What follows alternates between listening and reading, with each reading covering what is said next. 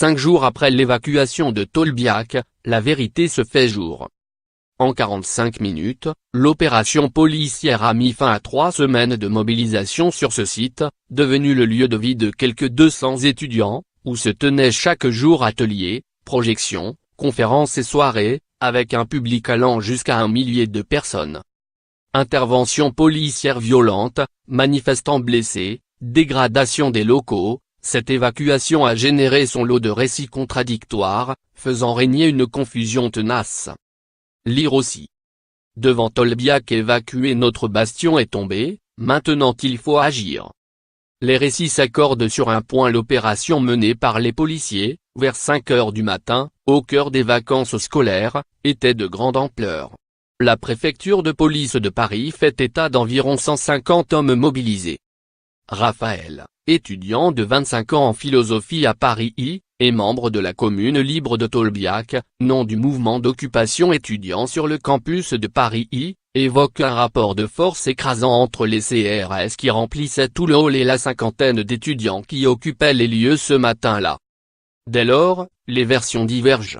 Dans un premier communiqué publié le vendredi matin, la préfecture fait part d'une évacuation qui s'est déroulée dans le calme et sans incident, faisant état d'une seule interpellation pour outrage et rébellion. Les étudiants présents sur place dénoncent, eux, une intervention policière violente. Raphaël, absent lors de l'évacuation, mais qui recense les témoignages de ceux qui y étaient, évoque pêle-mêle les chaises jetées par terre, les coups de matraque ou encore les jeunes traînés sur le sol alors que nous étions dans une démarche pacifique sans être armés. Surtout, plusieurs témoignages, le plus souvent rapportés, ont fait état vendredi de personnes blessées, dont une grièvement.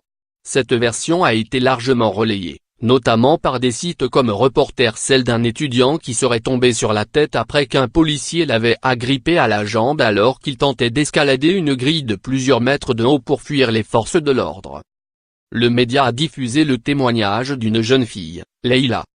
Malgré les démentis, nombreux, cette version a continué de circuler sur les réseaux sociaux et les sites militants, plusieurs jours après les faits.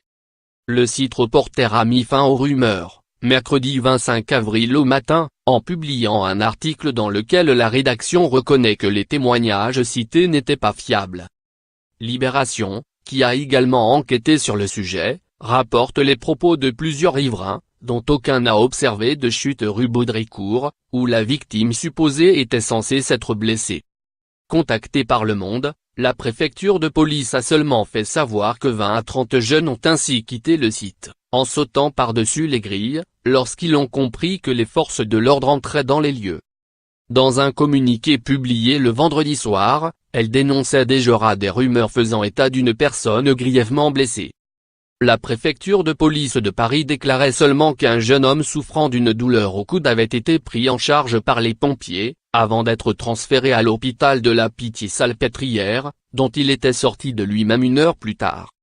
Cette information avait été confirmée le lendemain par l'Assistance publique Hôpitaux de Paris, APHP. L'institution qui gère 35 hôpitaux en Île-de-France avait assuré qu'aucun blessé grave n'avait été admis dans ses services. Lire aussi. Aucun blessé grave dans les hôpitaux de Paris après l'évacuation de Tolbiac, affirme l'APHP. Solidaire du mouvement étudiant, le syndicat Sud Santé, qui avait évoqué sur Twitter le jour de l'évacuation l'hospitalisation d'un patient à la grande garde de neurochirurgie, avait alors jugé recevables les déclarations de l'APHP. Alors que plusieurs témoins évoquaient également une trace de sang sur le trottoir, qui aurait été laissée par la victime supposée, le maire adjoint chargé de la propreté à la ville de Paris, Mao Peninou, avait fait savoir samedi qu'après vérification auprès des services et des équipes locales, aucune flaque ou quoi que ce soit s'en approchant n'avait été nettoyée ou repérée. L'autre point de crispation entre les étudiants et les autorités porte sur les accusations de dégradation prétendument commises par les occupants de l'université.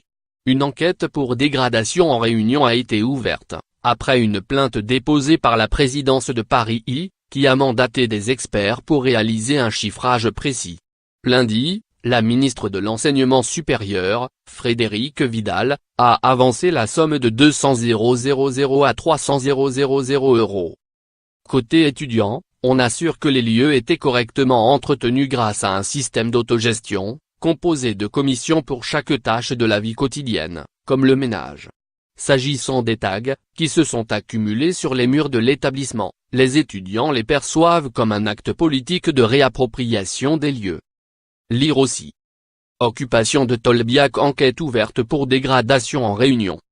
Les occupants reconnaissent toutefois des dégradations relevant d'actes individuels et qui ont été sanctionnés.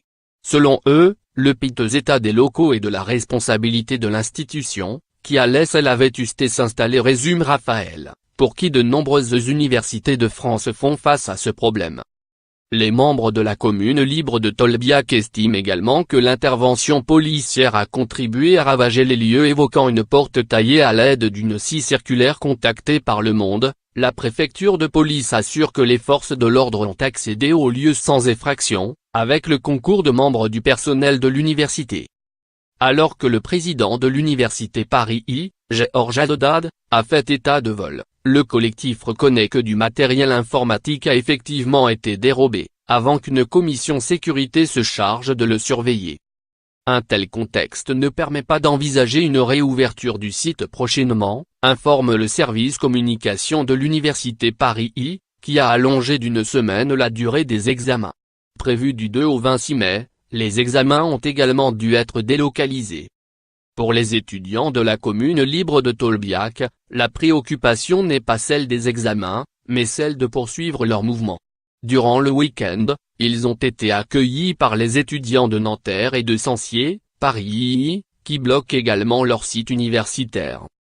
Tolbiac n'est pas une finalité pour nous, la mobilisation continue ailleurs, ce n'est pas en évacuant le centre Pierre Mendès France que le gouvernement va empêcher notre mouvement de se poursuivre, résume Raphaël, qui assure qu'une AG doit se tenir le 30 avril, juste avant la mobilisation du 1er mai.